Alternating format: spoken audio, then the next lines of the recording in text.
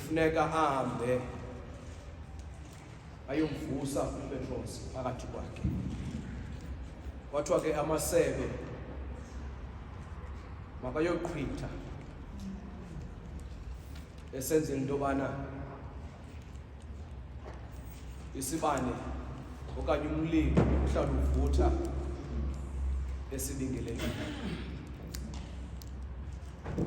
Andizanga ke zoqhwitha ingazanga zovusa uPetros okuwe, ngoba bekuthiwe umuntu makavuse uPetros wakhe. Susuka ke kuloo nkonzo, inkonzo yokuzimisa, ndithe ke xa bendiqhula nam ndibhala ndisithi kodwa this time around uThixo xa ndiyonqophisa phambi kokunqophisa ndizawufika kulaa ndawo yoluhlu ndibe specific uba ndinalo luhlu uThixo ndifuna uba kulo. Ndatsho ndafonelwa ke ngumzalwana umpelebele esiza ke ne-theology yale, ngathi Imam Eza into endiyifunayo mna kaloku ndimoqisa noThixo mos, ndifuna ke umxelela uThixo noko uluhle endifuna ndingene kulo. Zama ukuza le nto ithi umnqophiso uwe ozimisa kuThixo. Nalena ke ivesi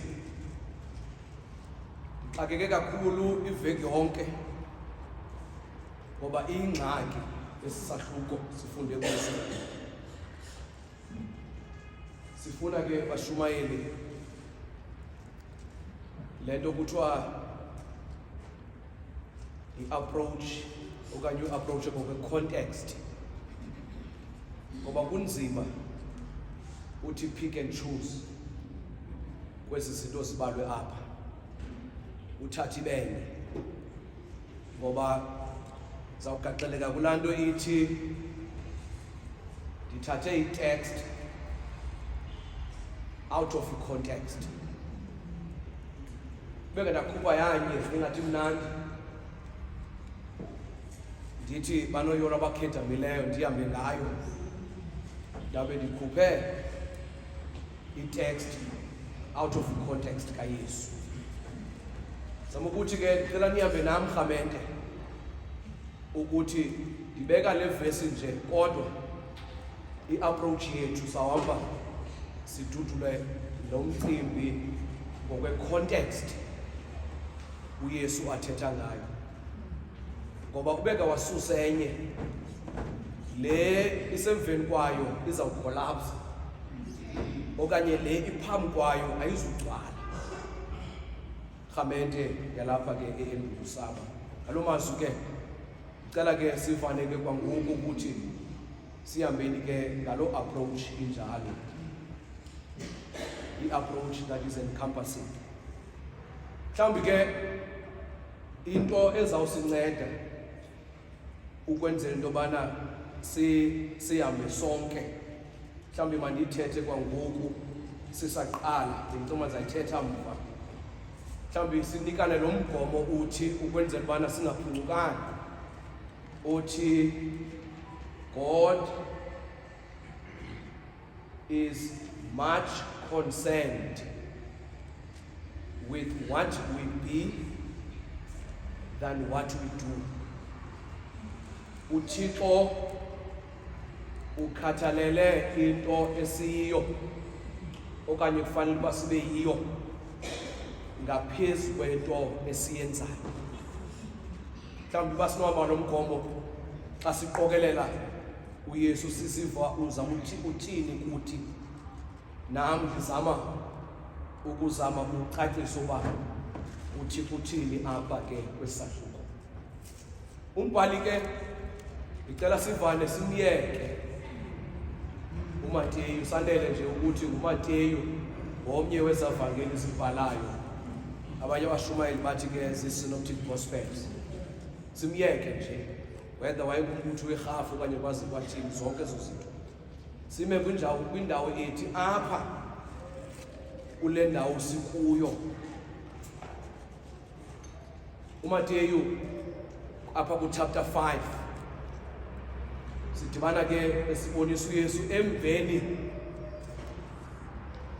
kwenkonzo ebeyenza eJordani yokubhaptiza. Wabhaptiza ke noYesu eqhankqalaza, wambhaptiza uYesu esithi akufaneleka mhlawumbe ndibhaptize wena, kodwa uYesu wathi kufanelekile ukwenza into yobana uzalisekise isibhalo. Iivesi ezingaphambili wathi ke kayimbhaptiza kwehla umoya onjengehobe, wafakwa isitampu sezulu, bakhazulwa ke izulu esithi lo ngunyana wam. Emveni koku uYesu waphoswa entabeni ehendwa. Before ke apha ku chapter 5 wahendwa ke iintsuku ezimashumi mane. Phakathi kwezihendo zakhe uYesu wahendwa ephendula esithi umntu xa ehendwa akaphili ngasonka-sonka.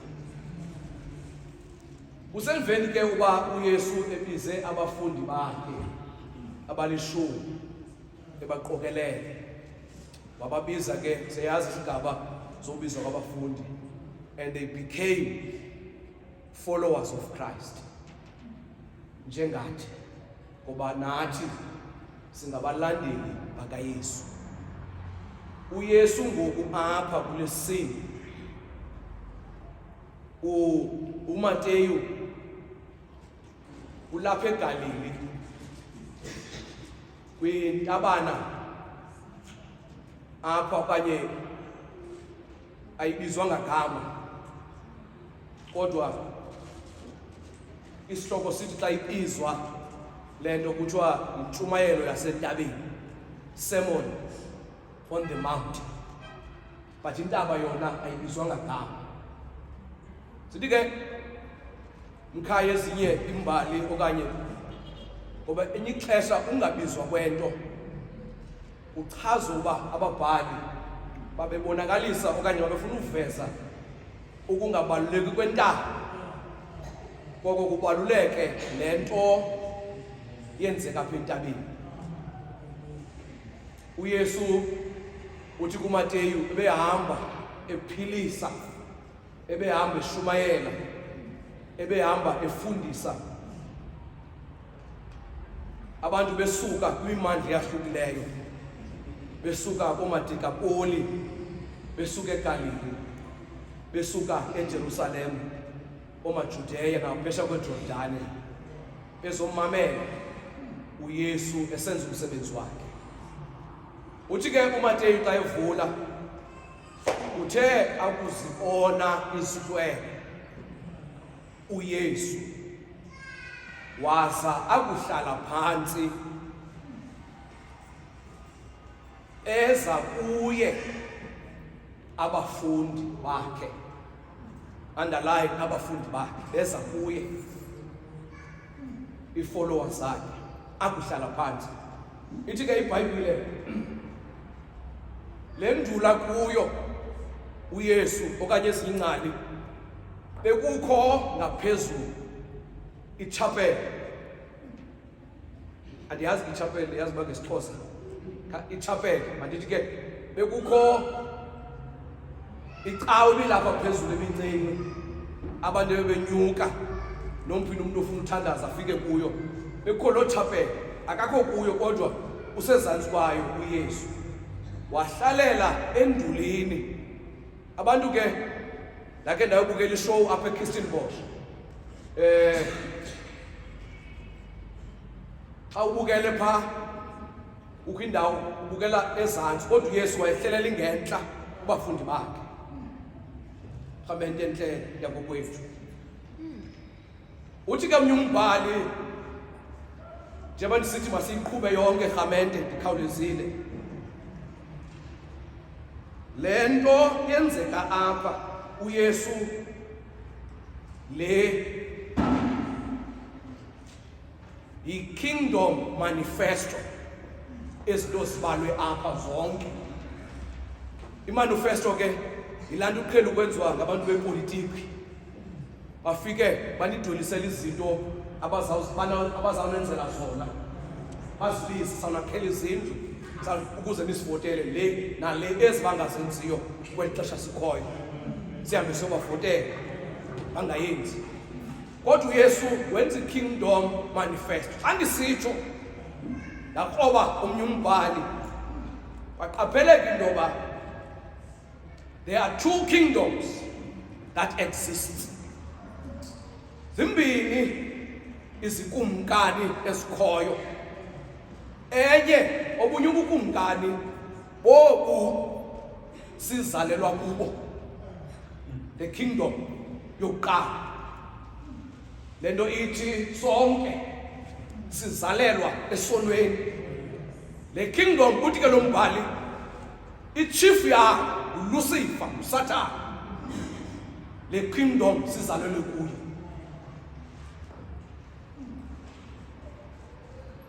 God is not concerned ngento yenzayo. Kodwa uThixo into ayikhathaleleyo yilento ufanele uba yiyo wena njengefollower yakhe. Kamente yakokwethu.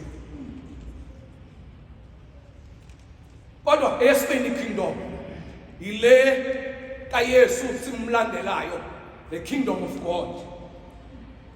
Kamente. Uzawuthi ke uyoqoqa ukuze uyazi le kingdom ithetha ngayo.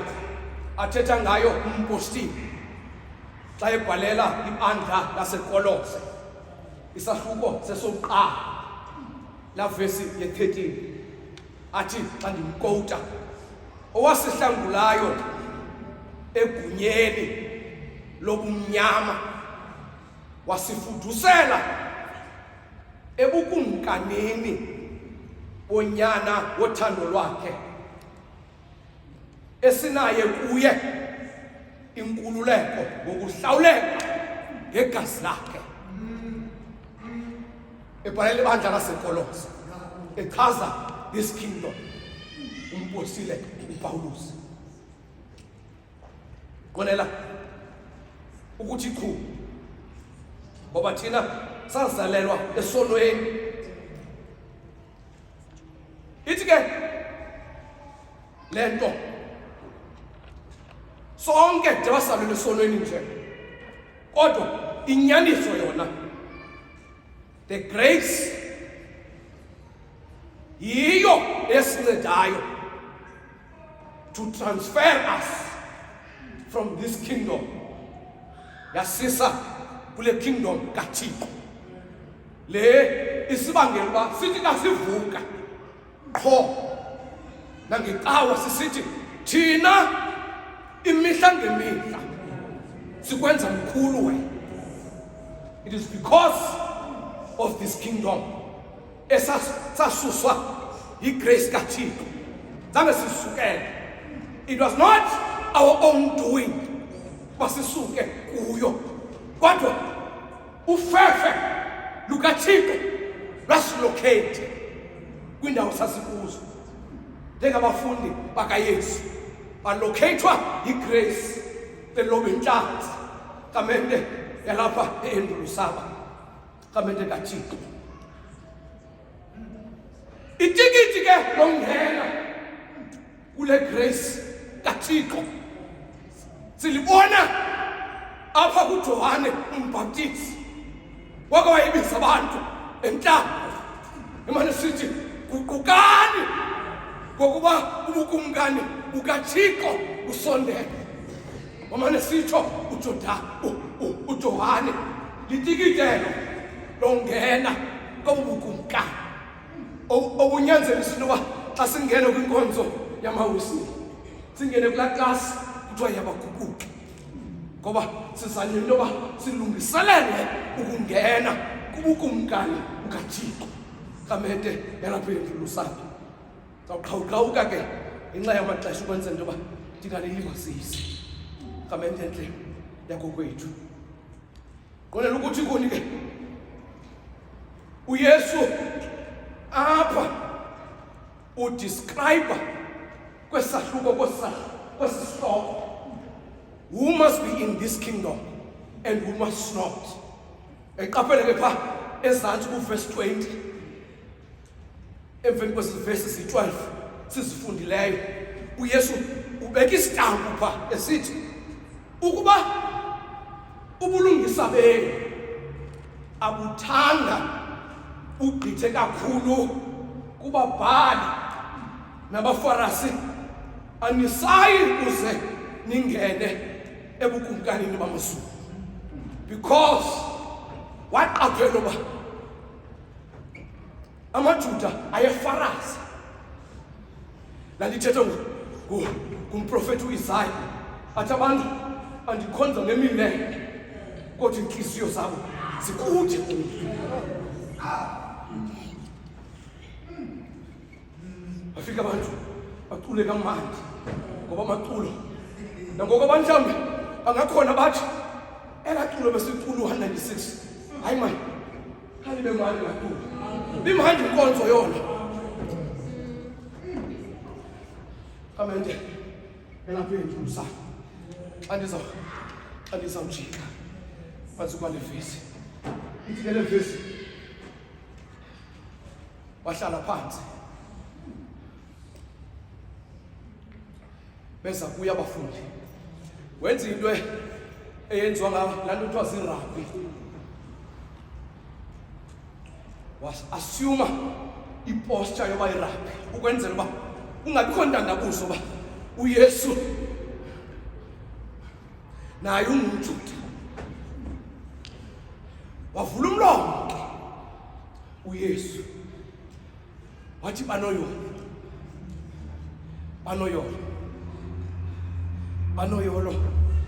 abangamahluli ngokomoya ngobukumani bazulu obakho, wathi banoyolo abakhethamileyo ngokuba bayokonwatyiswa bona. Waqhubeka uYesu esithi banoyolo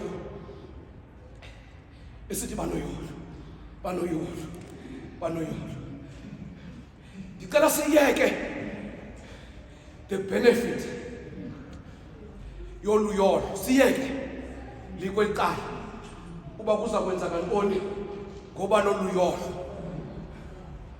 Andizungena kuyo ngoba ndiyayazi into yoba nam ndiyayithanda inzuzo, akho nto ungayithandiyo inzuzo. Nabafundi bambuza Yesu njengoba siqobeka nje silandela wena sisenza zonke inzame, yoba yintoni inzuzo yethu? Ngoba abantu bayayithanda inzuzo. Ikuthi loo nto yothanda inzuzo, into yothanda inzuzo isemntwini. Now ithi ke ngesingesi Beatitudes aqotywa nguMax Lucado, wohlula le vesi wahlula uB wathi hyphen attitude, B attitude,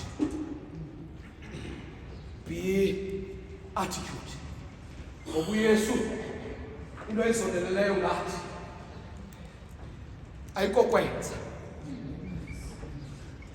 yinto emasibeyini. Inyaniso kamene lapha Losaba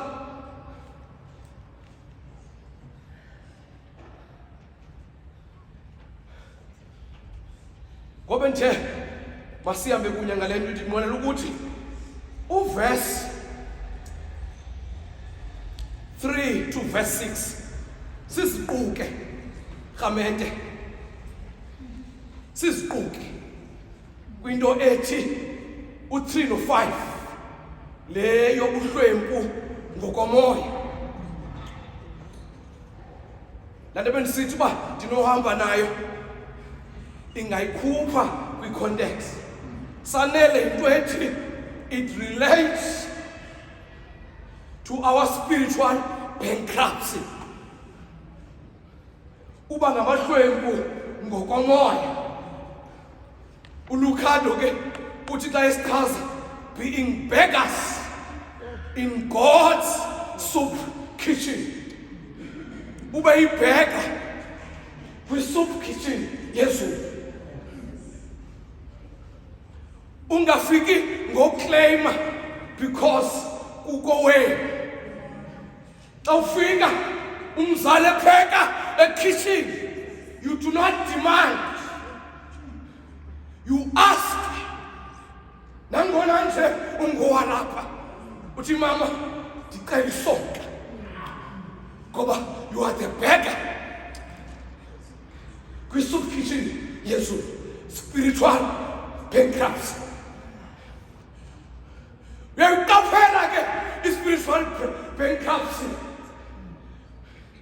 Ikakhulu phaa kunyana wolahleko. Ithi iBhayibhile lo mfo wathi akusiqonda. Wathi yakusuka ndiye kuba ndithi kuye wawondonile yakulisuku. Nasemehlweni yakho andisafanelwe ukubizwa. Spiritual bankruptcy. Xa ndisiquka neyesibini le nto yokukhedama to mow. Ayithetha ukukhedama omelele sikeleni. Banoyolo bakhethamile. Banoyolo bakhethamile. Ibhekisa ke it refers ukulilela isono. Ukulilela isono. Usidanele isono. Bazalwa. Usidanele isono. Usilile njengala verse besithulapha. Njengala verse besithulapha. Yes ube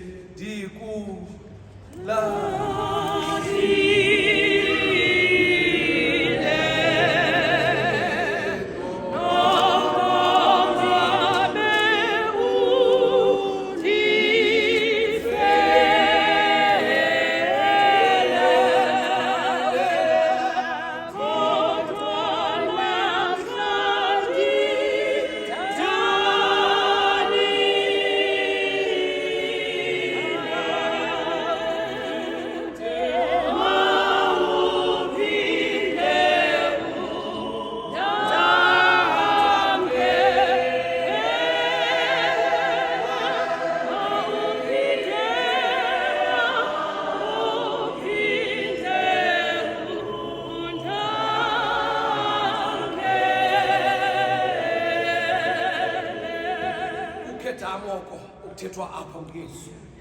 Uthi xa ubuyela uthi noma wonile ubuyela kuThixo ucele uqolele uthi mawuphinde undamkele. Ungathi ngokuwonileyo uphinde uphakala. Xa usiya kuThixo uthi mawuphinde undamkele. Kule set ke yoqala ngithetha ngayo xa sisidibanisa le yobulali. To be gentle ubulali. Kamenda kokwethu ithi banoyolabo banobulali. Constantly submitting. Ube nebulali. Uthi andinanto ndingenayo. Wena uzinto zonke ngoku. Kamenda lapha Losaba. Xa siziquka ke ndinqwenela siziquke ngepoint eyi-1. Ezi zintathu ziqaphela into ethi zireferisha kwinto ethi this blessing kaYesu kule manifesto isixelela into yoba iza kuthi ngale nto ke kuthiwa ngesingesi yi-lowliness, ukuthobeka, ukuba phantsi. Kamenda kokwethu uYesu baxelela abafundi bakhe ngezi zintathu. Into ezawuninceda bazalwane kukuthobeka uba nibe phantsi.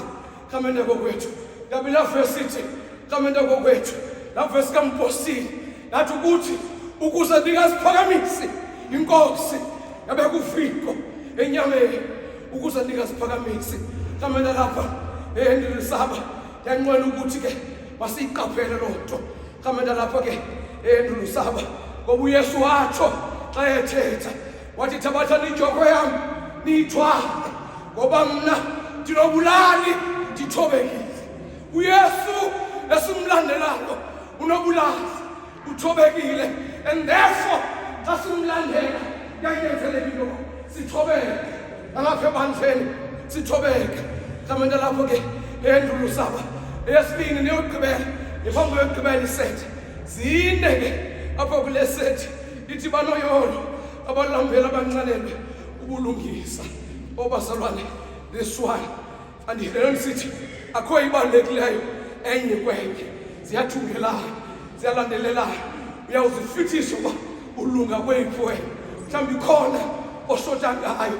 Kamenda lapha ke this one it relates to the right living, the kind character, the conduct that pleases God.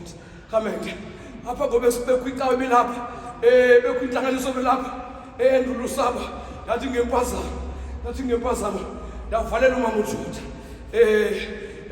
uJuda ngemoto efuna ugoduka apha entlanganisweni.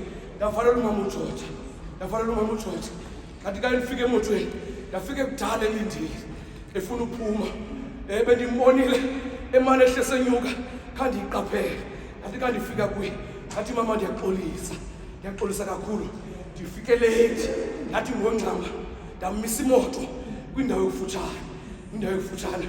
Lo mama wandenzela isimanga wasusuka sahagana kangandibuze alanda isilando into ayenzileyo wandanga ngacinga ukushumayela xa esimapha ekhwaza ukaMahamedi xa ethandaza esithi sihlala injalo ebhetheshekileyo nelungileyo nebunqathu.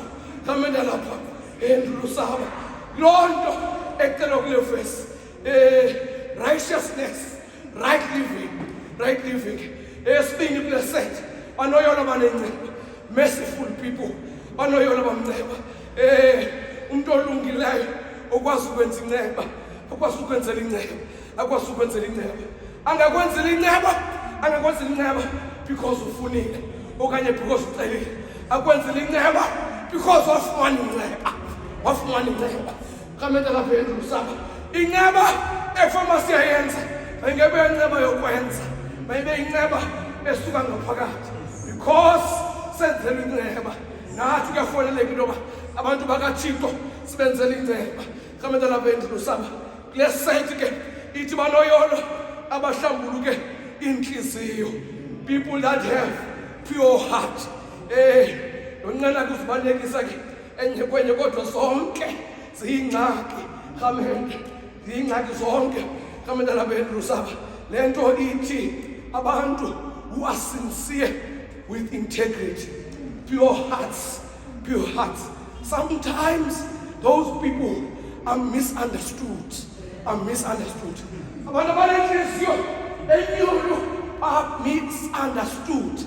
At times they are mistreated because inhliziyo zabo zinyulu, inhliziyo zabo nasentlanganisweni sebethetha inyaniso from inhliziyo enyulu. Babonakala njengabantu ingathi bayayinyelisela intlanganiso nasemakhayeni wethu sowumile efamily uthi le into irongo ube ngumntombi kule sethi ke eyogqibela banoyolo abaxolisi, people that are peacemakers. Whoa, Kamenda uLuka ke uyibeka le vangeli in the opposite way and ifuna uya kuyo because he brings it in a rebuke form. Athi uthi yehake lo ungakwaziyo okanye ungengumxolisi. Kamenda lapha ke Losaba yabona ke le set le yesibini irepresenta le set lento kuthiwa holiness. Yesibini ke lonto dithe lowliness, dithi ke ngoku holiness. Ilapha ke lonto bawunombe ebuyisileni bethu umcimbi kaJohn, umcimbi kaWesi athi xa ethetha there is no holiness but social holiness.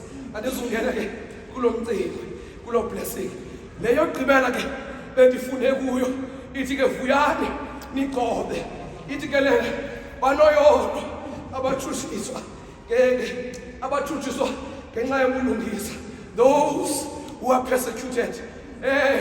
I know baninzi abalapha abanophakamisa izandla baveza amanxeba opersecutwa kwabo othutshiswa kwabo.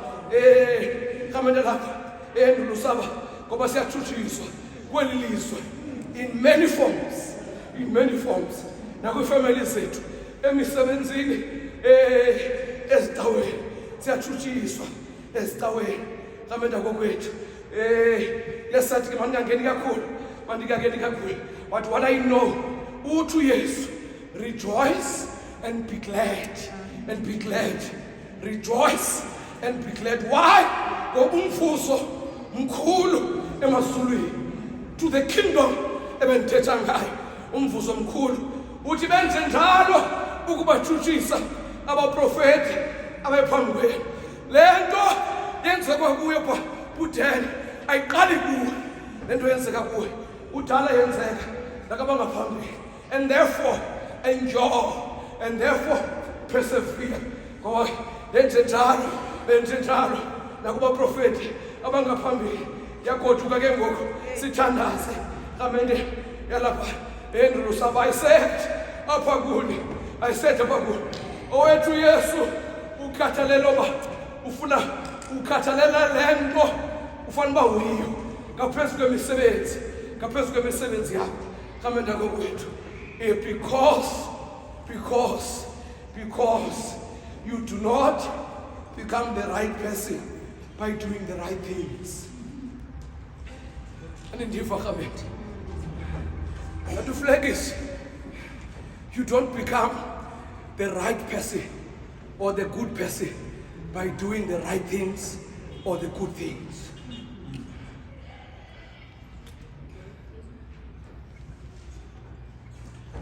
Because anyone can do right things. It's calling. Singabulala abantu sithatha imali sihambisa igrocery ekuhlaleni. They can do the right thing and the good thing. Ayithethi loo nto ukuthi isikoli because sinika igrocery then uba ngumuntu alright. Any person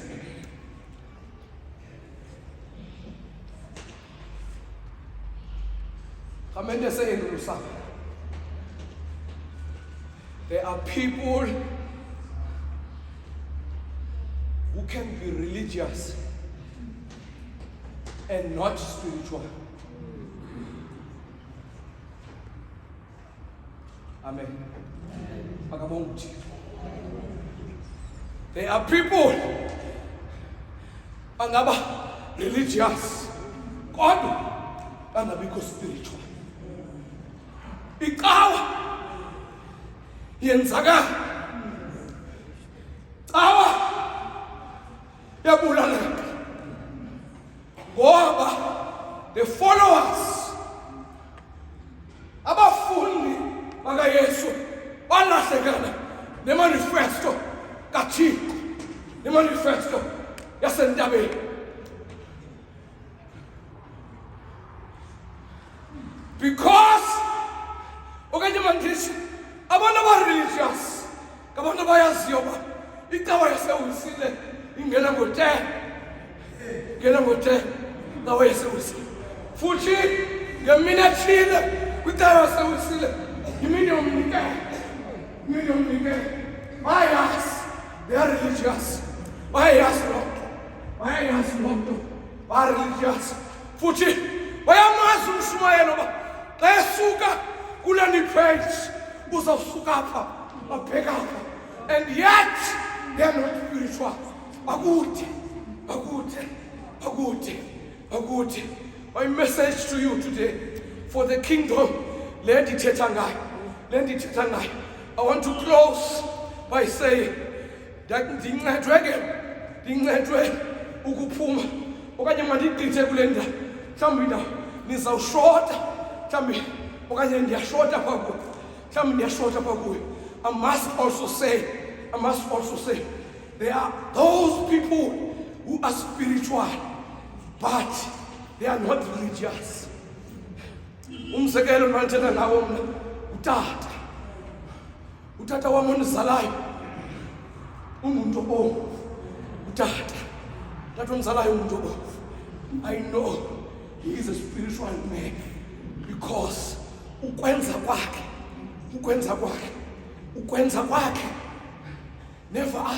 never think that because usizapha ecaweni lonto identifies you as a spiritual person.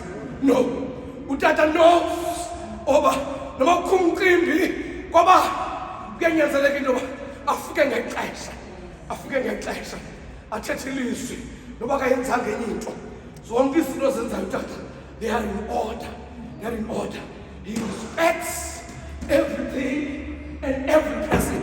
We are not great, but there are those people who are religious and also who are spiritual.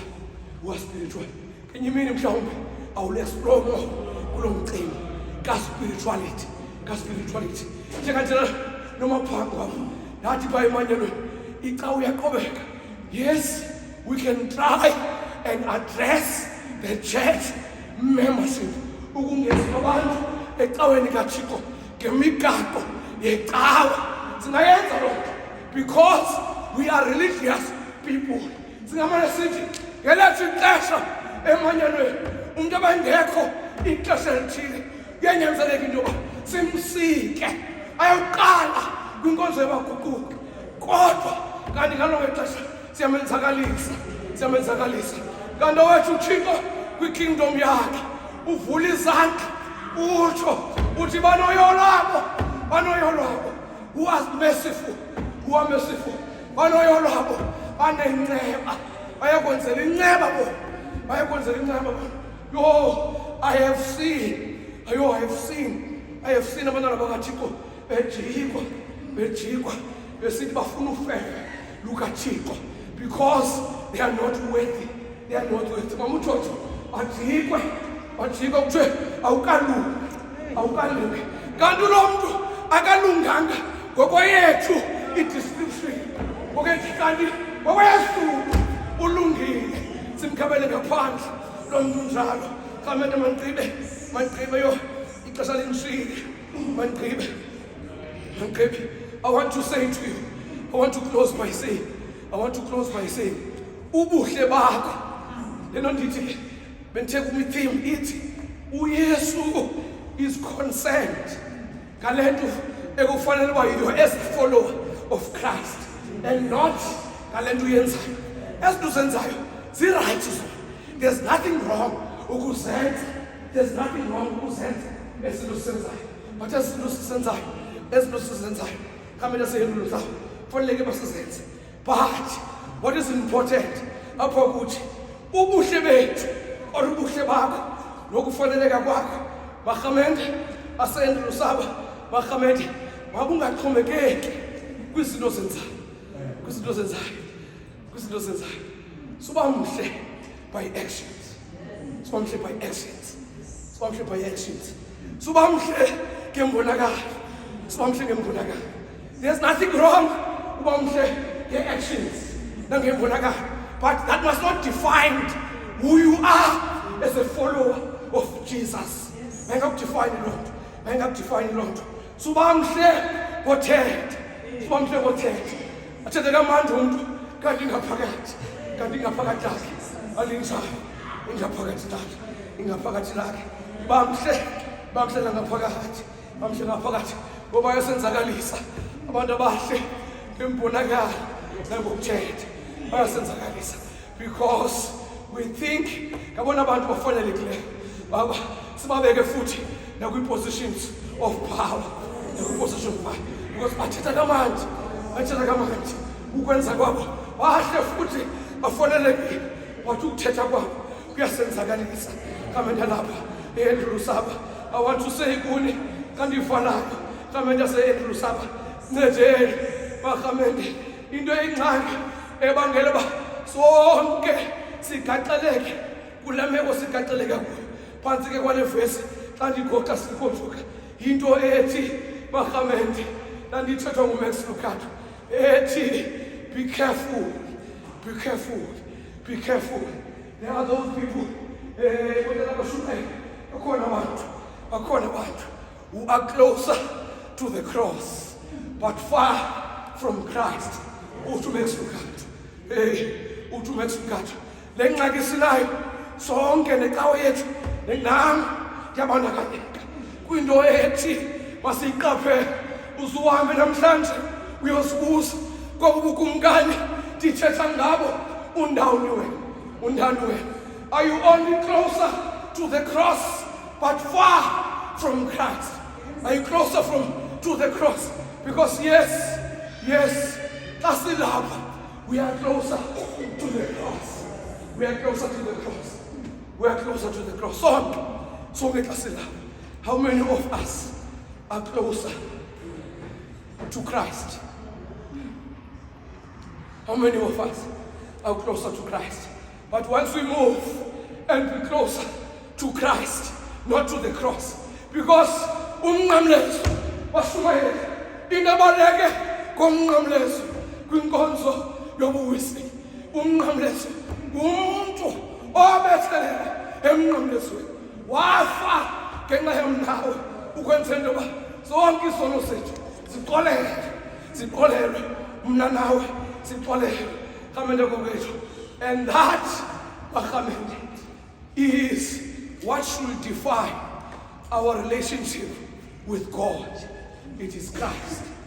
It is Christ. Not uba kufutshane nomnqamlezo kaKristu. Coming here every day sibe kufutshane nomnqamlezo kaMtsholi. Ayizosinceda loo nto. And for that matter ngokwedoctrine yethu, let me remind you, the works wa umsebenzi wenziwa nguKristu. Akho nto thina ekufanele siyenze. We are saved by grace through faith. Nantso yokwethu kukukholwa. Rhamente yalapha yabona ke xa ndigqibezela ngento ethi ndiyanicela, ndiyanibongoza rhamente ukuthi uba mhlawumbi kudala usondele emnqamlezweni kaKristu, kulithuba loba namhlanje uzibuza umbuzo okokuba were you only closer to the cross of Christ? Once ube closer to the Christ, you will understand this kingdom manifesto. Uzawuphuma uhambe, because inzulu uthi kamnye umbhali xa ethetha ezi zinto zithethwa apha do not relate to our personal characters, but they speak to le nto kuthiwa yi-character yethu spiritual. Ezi zinto so azinzini, ezi zinto zonke zilapha, kodwa uba umntu wethu engaphakathi uyasinceda umntu wethu angaphakathi. Be warned xa sithandazayo. Be warned. Ubukumkani bamazulu. Be warned. Amajoni ngoku kubethelelwa maphanga uYesu emnqamlezweni. Xa eqhonywa uYesu xa eqhonywa bashumayela emnqamlezweni. Eqhonywa uYesu emnqamlezweni. Phantsi komnqamlezo kwakukho amadoda ayesenza amadayisi phantsi komnqamlezo, esenza amaqashiso ngengubo zikaYesu, esenza amaqashiso ngengubo zikaYesu, esenza amaqashiso. They were close to the cross but far from Christ. Babesondele emnqamlezweni kodwa bekude, baphoswa lufefe lukaThixo. Babephansi komnqamlezo. Yanicela marhamente, yenza laa nto, yenziwa laa ndoda. Bashumayela yayikhona nayo lenye indoda eyiclose nomnqamlezo kaYesu, isecaleni koYesu, yona yayingekho close ne-cross and Christ. but he was close to Christ. Wayesondele kuYesu. Wathi xa ethetha, wathi sisindise mfondini, uba wena unguye uYesu. Wathi umuntu oyiqondayo ndisehlani kwe-cross, ndisehlani kweKristu. Yathi le ndoda uzundikhumbule wakufika ebukhundleni bakho. Wathi uYesu, kwanamhlanje ndawuba nawe eparadesi kaBaba. uYesu komzuzu wodwa xa uvuma ukuthi ndiyanqwena Yesu ukusondela kuwe kudala ndikwicross yakho Yesu. Uzathi uYesu akazuthatha mzuzu, akazulanda zantu, usathi namhlanje ndawuba nawe eparadesi. Lilizwi lenkosi, inkosi engibawa mayinithamsanqelise, inincede inisikele ukunakona phakathi. Amen.